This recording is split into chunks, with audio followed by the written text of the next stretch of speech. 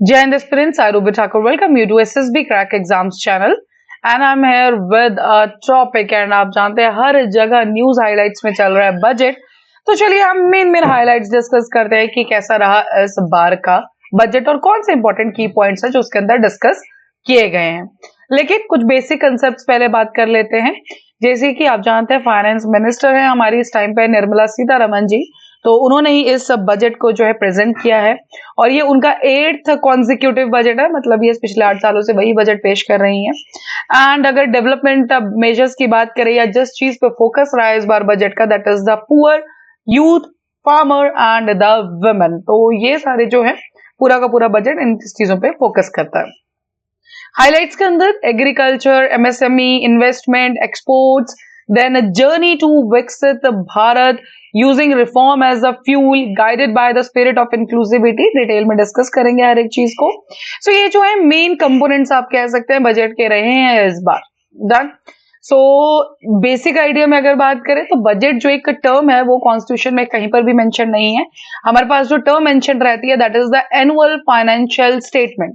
सो already हमने economic survey discuss कर लिया है and now it's time to discuss the budget. I hope आप सबने इकोनॉमिक सर्वे की जो डिटेल्ड एनालिसिस की गई है आपने उसको देख लिया होगा। डन। और जब हम बात करते हैं बजट की तो इसके अंदर हमें क्या सब चीजें देखनी रहती है कि क्या हमारे रिसीट्स रहेंगे, एक्सपेंडिचर्स, और आने वाले टाइम में कौन से मिशन को कितना अमाउंट दिया जाएगा, सारी चीजें सैंक्शन की जाती हैं इसके अंदर।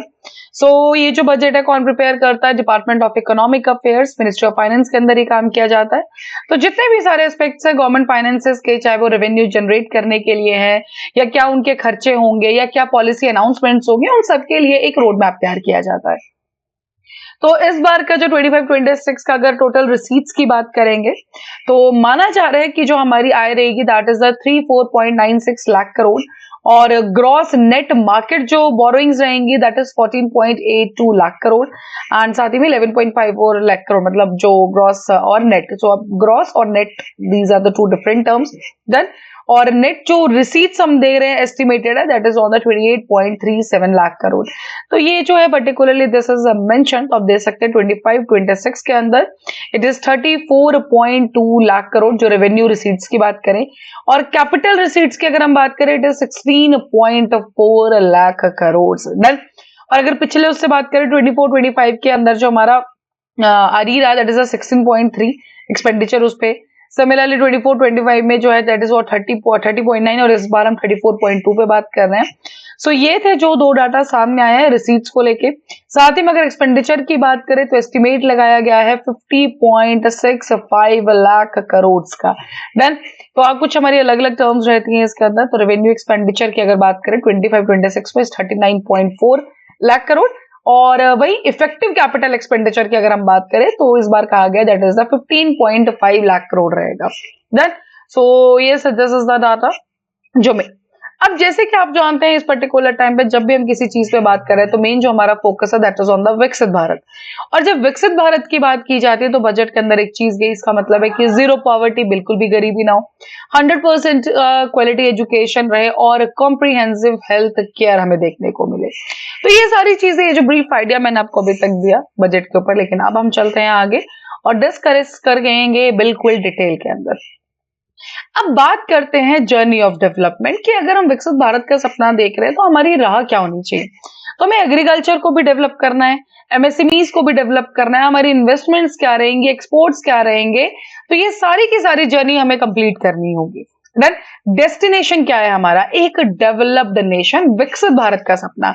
गाइडिंग स्पिरिट जो एक उसके लिए फोकस रहेगा वो क्या है? इंक्लूसिविटी, मतलब सबका साथ सबका विकास। आप जानते हैं मोदी गवर्नमेंट का ये मेन नारा भी है, सो इंक्लूसिविटी, सबको साथ लेके।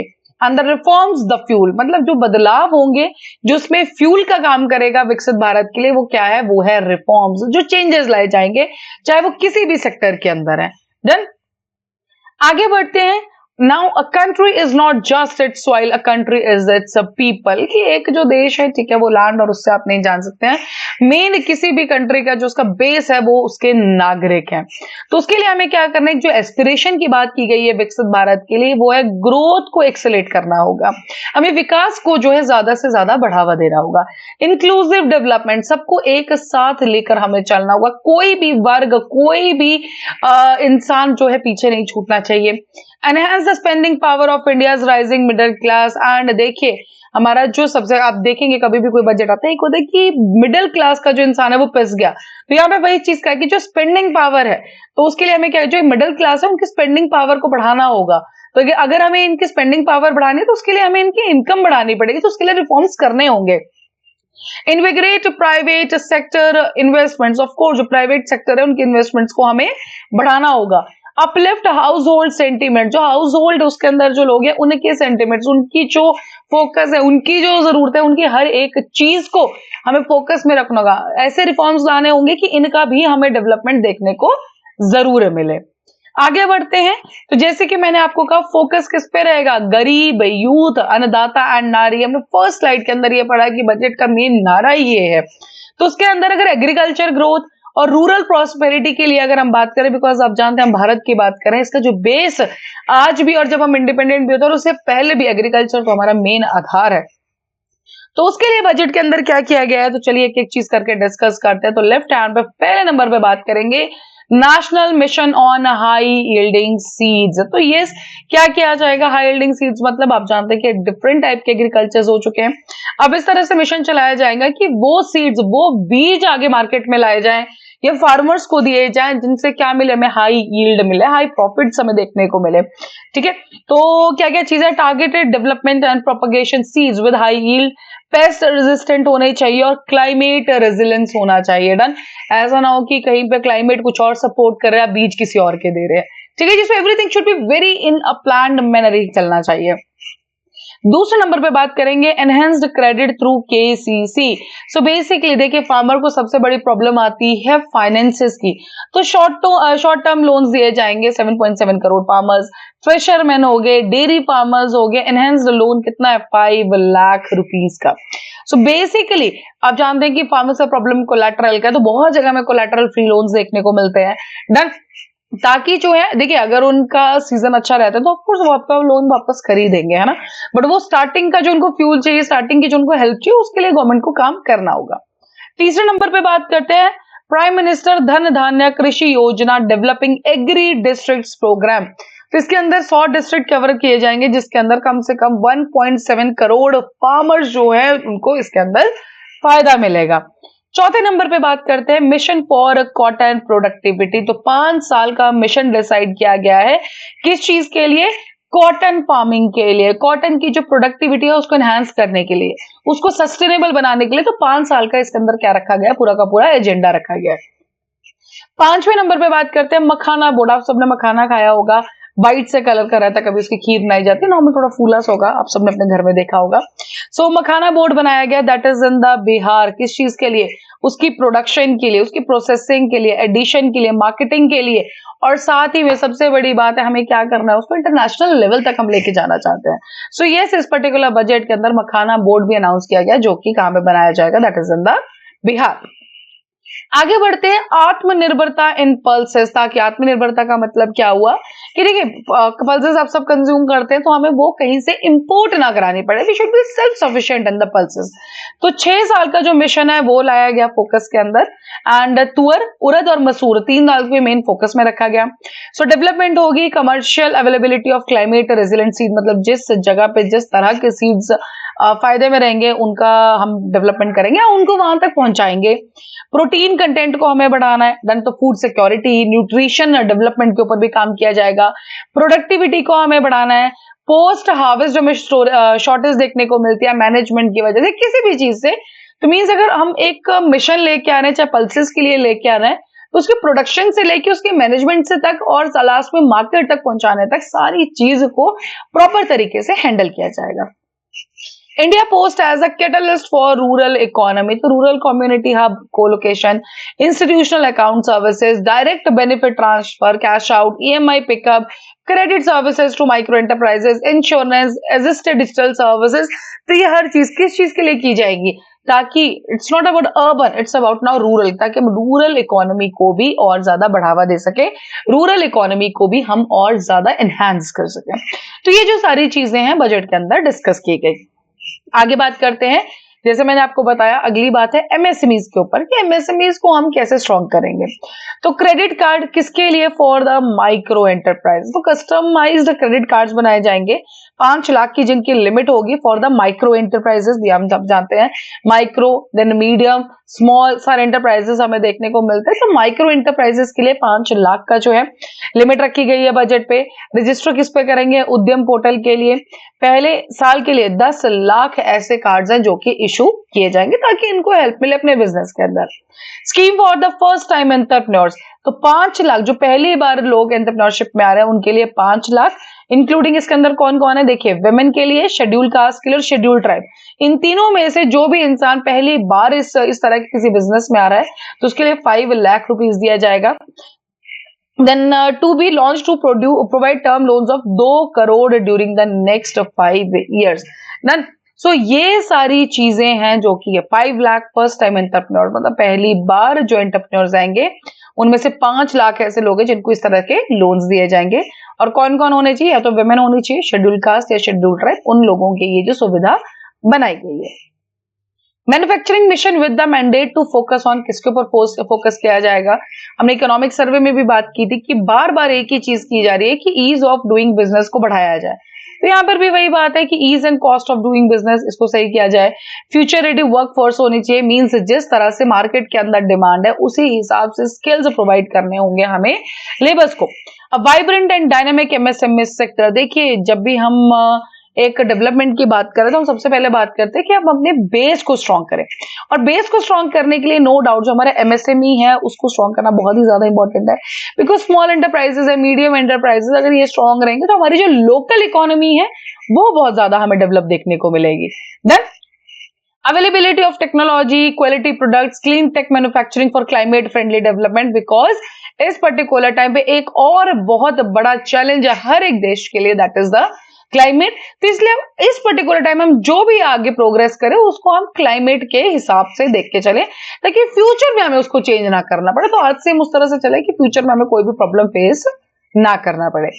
Next is measures for labour intensive sectors. तो बेसिकली लेबर के लिए क्या इसमें आया है, focus product scheme for footwear and leather sector. तो स्कीम के अंदर क्या किया जाएगा, एम्प्लॉयमेंट रखी गई है 22 लाख लोगों की, जो जनरेट करेंगे टर्नओवर कितना, दैट इज 4 लाख करोड़ रुपए। एक्सपोर्ट कितना है, 1.1 lakh crore. So this is in the particularly footwear और लेदर सेक्टर की बात की जाए। टॉय सेक्टर की अगर बात करें तो क्लस्टर्स डेवलप किए जाएंगे, स्किल्स को डेवलप किया जाएगा, मैन्युफैक्चरिंग इकोसिस्टम को और ज्यादा स्ट्रॉन्ग किया जाएगा। इनोवेटिव यूनिक जो हम आइडियाज लेके आना चाहते हैं, क्यों, क्योंकि मेक इन इंडिया ब्रांड हम लॉन्च करना, लॉन्च इन द सेंस मतलब सारे के सारे जो टॉयज है बेसिकली वो मेक इन इंडिया, उससे तो हमें बाहर से इंपोर्ट ना कराना पड़े। सो ये टॉय सेक्टर बोलने की बात है, but yes this is a very big sector. It's not about छोटे बच्चे, आपने देखा होगा आजकल तो मतलब जो लोग बड़े भी होते हैं उनको भी कुछ टॉयज का शौक होता है, particularly we talk about the soft toys, है ना। तो सिमिलरली तो बिल्कुल हम चाहते हैं कि इसके अंदर मेक इन इंडिया के अंदर हम रहें। सपोर्ट फॉर फूड प्रोसेसिंग, तो एक national institute of food technology बनाया जाएगा जो कि बिहार में बनाया जा रहा है। डन, क्योंकि मिनिस्टर भी आप जानते हैं इस पर्टिकुलर टाइम पे वहीं से हैं, ताकि जो फार्मर्स है उनको इनकम को एनहांस किया जाए, स्किलिंग हो, एंटरप्रेन्योरशिप हो, एम्प्लॉयमेंट अपॉर्चुनिटीज यूथ को दिया जाए, पर्टिकुलरली फूड प्रोसेसिंग के ऊपर अगर हम बात करें। देन तो ये 3 चीजें हैं जो कि लेबर इंटेंसिव सेक्टर्स के ऊपर ध्यान दिया जाएगा, मींस किस तरह से लेबर को और ज्यादा अपॉर्चुनिटीज दी जाए। आगे बढ़ते हैं। जैसे क्रेडिट अवेलेबिलिटी के ऊपर बात की गई है, तो एमएससीज और स्टार्टअप्स के अंदर पहले जो क्रेडिट गारंटी थी 5 थी, इस पर्टिकुलर टाइम में इट इज 10 डन, और स्टार्टअप्स के लिए 10 थी, अब कितनी हो गई है 20। दिस इज द चेंज, ठीक है। और एक्सपोर्टर एमएसएमईज जो है तो for term loans it up to ₹20 crore. तो ये जो है चेंज आया है, अब पहले 5 करोड़ थे, अब 10 करोड़ हो चुकी है। पहले 10 करोड़ थी स्टार्टअप्स के लिए, now it is the 20 crore. Done. Now the next part is the micro small enterprises और मीडियम एंटरप्राइजेस के अंदर इन्वेस्टमेंट टर्नओवर के ऊपर। तो माइक्रो एंटरप्राइजेस करंट कितनी थी, एक, अब कितनी हो चुकी है 2.5 करोड़ रुपीस, और टर्नओवर एक से कितना था 5 था, 2.5 के साथ कितना कर दिया इन्होंने 10 कर दिया। स्मॉल एंटरप्राइजेस में इन्वेस्टमेंट की अगर बात करें तो 10 करोड़ थी एंड इस पर्टिकुलर टाइम पे, एंड नाउ अब कितनी कर दिया 25, करेक्ट, और टर्नओवर 50 से 100 कर दिया गया है। मीडियम एंटरप्राइजेस में it was the 50 and now it will revise to the 125, और टर्नओवर की अगर बात करें we do have 250 and 500 crore. So the next part is what that is related to investing in people, economy and innovation. तो अब इसके लिए भी अलग अलग चीजें इसमें डिसाइड किए गए हैं। सबसे पहले बात करते हैं जैसे कि सक्षम आंगनबाड़ी एंड पोषण 2.0। सो वी ऑल नो, सो ताकि न्यूट्रिशनल जो डेफिशिएंसी हमें बच्चों के अंदर ना देखनी पड़े, इसलिए गवर्नमेंट ने स्कीम स्टार्ट की थी। Expansion of capacities in IITs, जो हमारे हायर एजुकेशन इंस्टीट्यूशंस है उनके अंदर कैपेसिटी बढ़ाई जा रही है, ताकि सबसे बड़े आप जानते हैं एक और प्रॉब्लम जो कुछ समय पहले इंडिया के अंदर आई थी, that was related to brain drain, कि लोग बाहर जा रहे हैं फॉर द थिंग, तो नुकसान तो आपकी कंट्री का है।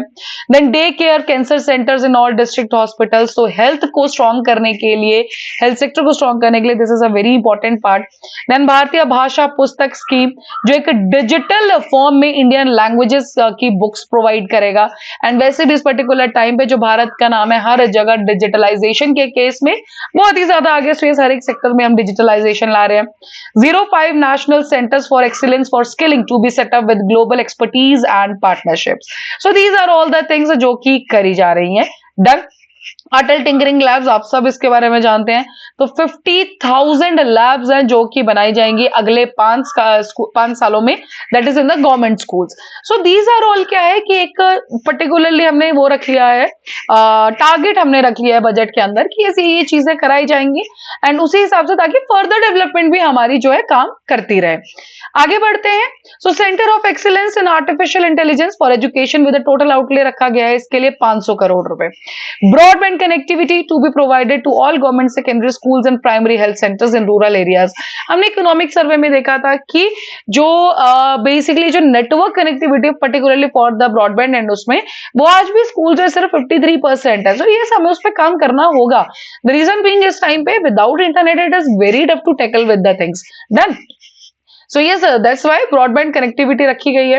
एक्सपेंशन ऑफ मेडिकल एजुकेशन, तो 10,000 एडिशनल सीट्स मिलेंगे अब हमें देखने के लिए, और ऐड कितनी जाएंगी, जो गोल है 5 सालों में, दैट इज द 75,000। अभी फर्स्ट स्लॉट में 10,000 सीट्स जो ऐड की जाएंगी मेडिकल के अंदर, then will be adding the 75,000 seats.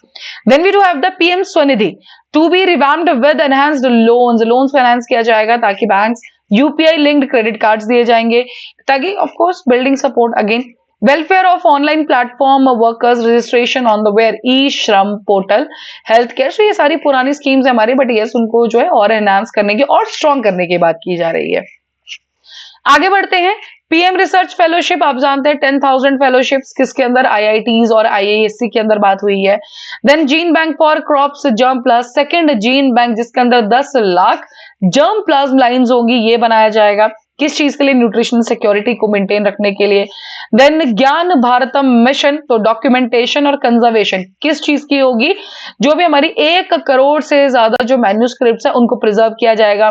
National digital repository बनाई जा रही है इंडियन जितना भी हमारी मैन्यूस्क्रिप्ट्स उन सबके लिए, ताकि वो एक जगह पूरा सेफ उसमें रहे। Next we do have the research development and innovation, allocate किया जाएगा 20,000 करोड़ रुपए for the private sector driven research है या डेवलपमेंट है, बिकॉज वहां पे फाइनेंसेस की प्रॉब्लम आती है, बिकॉज जब गवर्नमेंट उससे एंटरप्राइज से कुछ आता है या गवर्नमेंट सेक्टर से आता है तो यस गवर्नमेंट की फंडिंग है, बट प्राइवेट सेक्टर को भी 20,000 करोड़ रुपए देने की बात की गई है। नेशनल जियो स्पेशियल मिशन, तो उसके अंदर ऑफकोर्स जो भी हमारा जियो स्पेशल इंफ्रास्ट्रक्चर है, पीएम गति शक्ति है, लैंड रिकॉर्ड्स को मॉडर्नाइज करना है, तो इस तरह के अलग अलग स्कीम्स गवर्नमेंट द्वारा देखी जाती है, तो उन्हीं के ऊपर बात की गई है कि ये उनके ऊपर फर्दर और काम किया जाएगा। तो बेसिक अगर आइडिया पे बात करें तो yes we need to enhance and we have to strong, मतलब हमें हर एक सेक्टर को स्ट्रॉन्ग करना होगा। प्रमोटिंग एक्सपोर्ट्स, देखिए जब हम बात कर रहे हैं कि सेल्फ रिलायंट हमें होना है, तो यस हम ग्लोबलाइज्ड वर्ल्ड में रहते हैं, तो हमें इंटरनेशनल मार्केट पे कंपीट भी करना है। अब उस कंपीट करने के लिए हमने अपने एक्सपोर्ट्स को प्रमोट करना होगा, लेकिन उसके लिए हमें उनको जो भी हमें एक्सपोर्ट करना है उनके लिए भी एक अच्छा मार्केट, एक बेस तैयार करना होगा। सो एक्सपोर्ट प्रमोशन मिशन, सबसे पहले इस पे बात करेंगे। तो सेक्टोरल और मिनिस्ट्रियल टारगेट सबको ये दिया जाएगा, ठीक है। Export credit, cross border factoring support, support to MSMEs, ताकि कोई भी टैरिफ मेजर्स जो सारे ओवरसीज मार्केट, बिकॉज देखिए छोटी कंपनीज को प्रॉब्लम रहती है जब भी, बिकॉज बड़ी कंपनीज है उनके पूरे कॉन्ट्रैक्ट्स एंड सेट सब है, लेकिन जब एमएसएमईज की बात करते हैं तो उनके पास उतना बड़ा प्लेटफॉर्म नहीं है। तो बहुत बार ऐसा होता है कि ये जो एक कंट्री से दूसरी कंट्री के ऊपर काम करने की बात आ जाती है तो वो थोड़ा पीछे हट जाते हैं कि कौन ये सब करेगा मैनेज, सो उसको इजी एक्सेस कर दिया जाएगा। Next we are talking about the Bharat trade net. तो digital public infrastructure Bharat trade net for international trade will be set up. एक यूनिफाइड प्लेटफॉर्म होगा, वंस अगेन सारी डॉक्यूमेंटिंग, सारी फाइनेंसिंग, जितने भी सॉल्यूशंस होंगे सब कुछ वहीं कर दिया जाएगा। Support for integration with global supply chain, ये सब चीजें ध्यान रखी जाएंगी। नेशनल फ्रेमवर्क फॉर जीसीसी, तो जीसीसी यहाँ पे ग्लोबल कैपेबिलिटी सेंटर्स मींस जो जितनी भी हमारी टायर 2 सिटीज हैं उनके लिए गाइडेंस दी जाएगी, ताकि जो ग्लोबल लेवल पे टेक्नोलॉजीज हैं या जो लर्निंग्स हैं उनसे उनको फैसिलिटेट करके वो भी आज से अच्छे से ग्रो कर सके। Warehousing facility for air cargo, तो अपग्रेडेशन को फैसिलिटेट करने के लिए, इंफ्रास्ट्रक्चर को और ज्यादा स्ट्रॉन्ग करने के लिए वेयर हाउसिंग किस चीज के लिए पर्टिकुलरली बात की गई है, एयर कार्गो, बिकॉज हम बात कर रहे हैं किसकी, एक्सपोर्ट्स की। तो high value perishable horticulture produce, तो इन, बिकॉज पहले भी हमने देखा था कि लास्ट ईयर के बजट में भी हॉर्टिकल्चर को एक्सपोर्ट करने के लिए, उसको स्ट्रॉन्ग करने के लिए जरूर उस पर भी बात हुई थी। सो अगेन यहाँ पर भी यही चीज बोली जा रही है कि हम इसे कैसे स्ट्रॉन्ग करेंगे। Next is the financial sector reforms and development. तो ग्रामीण क्रेडिट स्कोर, जैसे हमने स्टार्टिंग में भी पढ़ा, तो बेसिकली ग्रामीण लेवल पे, रूरल लेवल पे, रूरल इकोनॉमी को हम कैसे स्ट्रॉन्ग करेंगे। Then it is the national, now there is a national bank for financing infrastructure and development. तो इसके अंदर क्रेडिट दिया जाएगा, जो भी कॉर्पोरेट बॉन्ड्स हैं इंफ्रास्ट्रक्चर के लिए, उनके लिए बहुत ज्यादा इंपॉर्टेंट रहेगा। Revamped central KYC registry to be rolled out in 2025. Rationalization and requirements, लेकिन इस पूरे में सबसे ज्यादा जो इंपॉर्टेंट है that is this, FDI limit for the insurance sector will be raised from 74 to 100%. तो जो इंश्योरेंस सेक्टर है जिसके अंदर FDI पहले मात्र 74% था, अब हटा के कितना कर दिया, 100%। And this is a very big update for any sector जब FDI 100% कर दी जाए। टैक्स रिफॉर्म्स में बात की जाए तो डायरेक्ट टैक्सेस और नया इनकम टैक्स बिल आप सब जानते हैं सामने आ चुका है। आई थिंक आप लोगों ने पढ़ा भी होगा इनकम टैक्स एंड बिल्स के ऊपर। डन। सो हाई लेवल कमेटी हो गई जो रेगुलेटरी रिफॉर्म्स पे काम करेगी। Investment friendliness index of states आएगा, मींस ऑफ कोर्स आप जानते हैं कि हर एक अलग अलग चीजों में अलग अलग इंडेक्सेस बनाए जाते हैं ताकि एक स्टेट्स के अंदर भी कॉम्पिटिटिवनेस रहे। Then we do have the Jan Vishwas Bill 2.0, decriminalize more than 100 provisions in the various laws. तो जैसे कि हमने देखा था पहले भी हमारे कुछ लॉज थे जिनको हटा के नए लॉज लाए गए, किस चीज के लिए, क्योंकि कुछ ऐसे लॉज है जिनके अंदर बहुत ही ज्यादा हार्ड एंड स्ट्रेंडिंग है और बहुत ही कॉम्प्लिकेटेड है, तो उनको इजी हैंड पे करने के लिए नई नई चीजों में जो जिन लॉज की जरूरत नहीं है उनको हटा दिया जा रहा है, ठीक है। वही सब चीजें यहाँ पर भी करी जाएंगी। Next is indirect tax proposal, तो 7 टैरिफ रेट्स जिनको हटा दिया गया। देन एक चीज पे आप एक ही सेस और सरचार्ज लगा सकते हैं, मल्टीपल सेस और सरचार्ज आप नहीं लगाएंगे। Apply equivalent cess to maintain effective duty incidence on most items and lower cess on certain items. तो ये इनडायरेक्ट टैक्सेस के ऊपर बेसिकली बात की जा रही है। मेक इन इंडिया, जैसे कि मैंने आपको बताया, सेक्टर स्पेसिफिक पे बात करें, एलईडी हो गया, LCD, TV, looms, textile, capital goods for lithium ion battery, mobile phone, EVs, तो इनके अंदर हम क्या चाहते हैं, मेक इन इंडिया, इनको एग्जाम्पशन उसमें डाल दिया। प्रमोशन ऑफ एमआरओ, तो exemption for 10 years on goods for ship building, ship for breaking, extension of time limit for export of railway goods imported for repairs, तो ये भी एग्जेम्प्टेड उसमें। Export promotion के लिए क्या किया गया, ड्यूटी फ्री इनपुट्स लाए गए हैं हैंडीक्राफ्ट और लेदर सेक्टर्स में पर्टिकुलर, बाकी चीजों में तो आपको चलता है, बट ये हैंडीक्राफ्ट और लेदर के अंदर ड्यूटी फ्री इंपोर्ट्स रहेंगे, उनके ऊपर कोई भी ड्यूटी नहीं लगाई जाएगी। Next we do have what, 36 life saving drug medicine है जो एग्जेम्प्टेड लिस्ट में डाल दिए गए हैं। 6 मेडिसिन एंड 5% ड्यूटी लिस्ट में डाली गई है, ताकि इससे क्या होता है, जो अफोर्डेबिलिटी, जब ड्यूटी नहीं लगेगी, कोई तरह का टैक्स नहीं लगेगा, तो they will be affordable, because अभी तक इंडिया के अंदर सारी मेडिसिन हम सेल्फ सफिशिएंट नहीं है। Done. So for that, to medicine को अफोर्डेबल करने के लिए, उनको एक उस प्राइस में रखने के लिए ताकि जो लोग आराम से उसको खरीद सके, तो ये सब चीजें करी गई हैं। 37 मेडिसिन और 13 नए पेशेंट असिस्टेंस प्रोग्राम्स जो हैं वो लाए गए, एग्जेम्प्ट करे गए इस लिस्ट के अंदर से। आगे बढ़ते हैं डायरेक्ट टैक्स प्रपोजल्स। तो आप जानते हैं इनकम टैक्स का स्लैब तो 0 to 4 लाख के बीच में नील, कोई भी इनकम टैक्स आपको नहीं देना पड़ेगा। Then we do have the 4 to 8 5% किया है, 8 to 12 it is 10%, 12 to 16 it is the 15%, 16 to 20 20% है, 20 to 24 लाख 25% है, एंड 24 लाख से ज्यादा जितने भी हैं it is the 30%. So yes, this is the slab which has been prepared in this particular budget.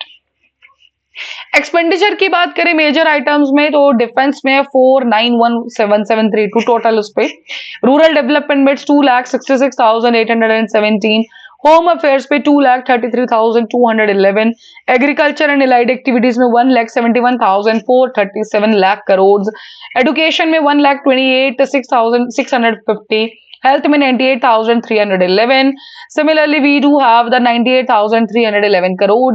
So basically ये सारे जितने भी फिगर्स है they are in the crore only. Then urban development के लिए we do have 96,777 crore rupees. IT और telecom ने budget में एलोकेट किया 95,298 करोड़, एनर्जी में 81,175 करोड़, कमर्स एंड इंडस्ट्री में 65,553, सोशल वेलफेयर स्कीम्स के लिए 60,005 और साइंटिफिक डिपार्टमेंट्स के लिए it is the 55,679 crore rupees. So these are the things which have been allocated. Last में कुछ और चीजें बात करते हैं तो स्टेट्स को सपोर्ट किया जा रहा है इंफ्रास्ट्रक्चर के लिए, तो 1.5 लाख करोड़ डिसाइड किया गया, 50 साल इंटरेस्ट फ्री लोन, 50 साल के लिए लोन दिया जाएगा, इंटरेस्ट फ्री लोन दिया जाएगा टू द स्टेट्स ओनली. जल जीवन मिशन 100% कवरेज चाहिए, एक्सटेंडेड कब तक कर दिया 2028 तक. हमें क्या चाहिए, जल जीवन मिशन 100% कवरेज रहनी चाहिए हर एक स्टेट की. देन पावर सेक्टर रिफॉर्म्स, जो भी डिस्ट्रीब्यूशन कंपनीज होती है हम उनको इंसेंटिवाइज किया जाए. एडिशनल बोरिंग है 0.5%, जो भी जीएसडीपी होता है स्टेट्स के अंदर, अब जीडीपी एक अलग चीज है, जीएसडीपी स्टेट स्पेसिफिक है, तो उसके अंदर 0.5% एडिशनल बोरिंग हो सकती है. असेट मोनेटाइजेशन प्लान है 25 to 30 प्रिपेयर किया गया. Then urban challenge fund 1 lakh crore to implement the proposals for cities as growth hubs, creative development, water and sanitation, इन सब चीजों के लिए कितना सैंक्शन है 1 लाख करोड़ रुपीस. आगे बात करें तो मैरीटाइम डेवलपमेंट फंड के लिए 25,000 करोड़ रुपीस. देन 49% कॉन्ट्रीब्यूशन किसकी है, गवर्नमेंट की है. Nuclear energy mission for Viksit Bharat, तो amendments to the atomic energy act, civil liability for nuclear damage, तो बेसिकली न्यूक्लियर एनर्जी को किस हिसाब से डेवलपमेंट किया जाएगा वो भी इसके अंदर शामिल है. उड़ान रीजनल कनेक्टिविटी कितना 120 नई डेस्टिनेशंस, 4 करोड़ पैसेंजर्स कितने अगले 10 सालों की बात की जाए. सो उड़ान तो आपको पता है कि उड़े देश काम ना करें, वैसे भी इंडिया के अंदर इस स्कीम ने पर्टिकुलरली बहुत ही अच्छा एक नंबर अचीव किया, प्लस अफोर्डेबल तो ऑफकोर्स आप जानती हैं. Future needs of Bihar green field airports है, फाइनेंशियल सपोर्ट चाहिए किसके लिए, western Koshi canal ERM projects के लिए. देन स्वामी fund 2 that is the 15,000 crore for expeditious completion of the lakh dwelling units through blended finance. तो ये सारी की सारी चीजें हैं जिसके ऊपर बात की गई. लास्ट में एक चीज और डिस्कस करेंगे कि हम 2 चीजें पढ़ते हैं, rupee comes from and rupee and the next is the rupee goes to. तो जब हमें 1 रुपया आता है तो 1 रुपए में से जो 22% है that is from the income tax, 5% आता है यूनियन एक्साइज ड्यूटी से, 18% आता है जीएसटी में से, एंड 24% आता है बोरोइंग एंड अदर लाइबिलिटीज से, 9% आता है नॉन टैक्स रिसीट से, 1% from the non debt capital receipt से, 4% फ्रॉम द कस्टम्स, और कॉर्पोरेशन टैक्स से आता है 17%. और जब ये सारे आते हैं तो मिलता है हमारा जाके 1 रुपए. और जब आपका 1 रुपए आ गया तो 1 रुपए इन्वेस्टमेंट कैसे होता है, 4% हमारा 1 रुपए में से चला जाता है पेंशन्स में, अदर एक्सपेंडिचर्स में जाता है 8%, सेंट्रली स्पॉन्सर्ड स्कीम्स में जाता है 8%, finance commission and other transfers में भी 8%, स्टेट शेयर ऑफ टैक्सेस और ड्यूटीज में चला जाता है 22%, डिफेंस में जाता है 8%, मेजर सब्सिडीज में जाता है 6%, सेंट्रल सेक्टर स्कीम्स में जाता है 16% और इंटरेस्ट देने में चला जाता है 20%. तो 1 रुपया हम किस तरह से इन्वेस्ट करते हैं वो बताता है ये सारा data. So that was the brief idea about the whole budget. I hope now you all are done with the main points done. So that's all for this union budget. Thank you so much. Have a nice day. जय हिंद, जय भारत. अगर आप एक defence aspirant हैं और SSB interview, NDA, CDS, AFCAT जैसे exams के लिए प्रिपेयर कर रहे हैं तो आप एसएसबी क्रैक एग्जाम्स के कोर्स को चेक करना ना भूलें। आप हमारी लर्निंग एप्लीकेशन को गूगल प्ले स्टोर से भी डाउनलोड कर सकते हैं।